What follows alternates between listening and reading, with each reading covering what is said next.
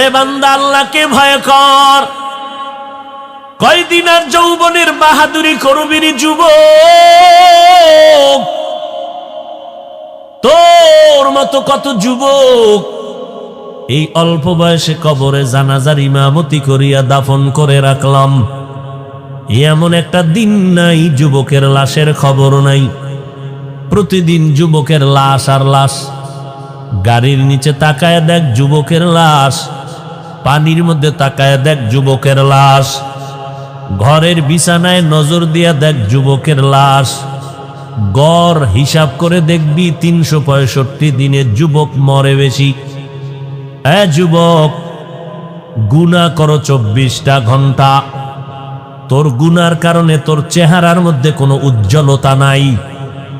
তোর আব্বা বরদোয়া করে, তোর আম্মা বরদোয়া করে। এই মোবাইলটারে তুই এমন আপন বানাইছো, এই মোবাইলের পিছনে পইরা তুই মাকে গালি দিয়েছ, এই মোবাইলের মায়ায় পইরা তুই বাবার সাথে বেয়াদবি করেছো। মা বলছে মোবাইলটা বন্ধ কর, মাকে বাজে মন্তব্য করে কথা বলেছো। বাবায় বলছে মোবাইল বন্ধ কর, বাবারে উল্টা কথা বলছো। এই মোবাইলটাকে কেন্দ্র করে কত ছাত্র শিক্ষকের সাথে বেয়াদবি করেছো। এই মোবাইলকে কেন্দ্র করে কত যুবকেরা মুরব্বীদের সাথে বেয়াদবিমূলক আচরণ করেছো। অনেকের কলিজার বরদোয়া তোর কপালে লাগতে লাগতে তোর চেহারা এখন মানুষের চেহারায় নাই।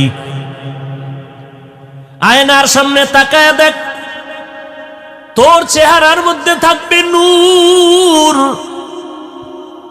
অথচ তোর চেহারার দিকে তাকাইলে কোনো মায়া লাগে না। তোর চেহারায় কোনো উজ্জ্বলতা নাই। কই গুনাহ করে করে চেহারাটা নষ্ট করেছো রে যুবক। যাদের তাহাজ্জুদের কান্নাওয়ালা কলবের চক্ষু খোলা, তারা দেখলেই বুঝতে পারে তুই রাতের বেলা কি কি আকাম করছো।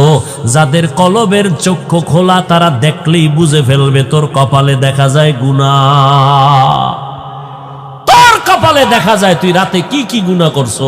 যাদের কলবের চোখ খোলা, তারা দেখলেই চিনে ফেলে তুই কত অন্যায় করে রাত পার করছো।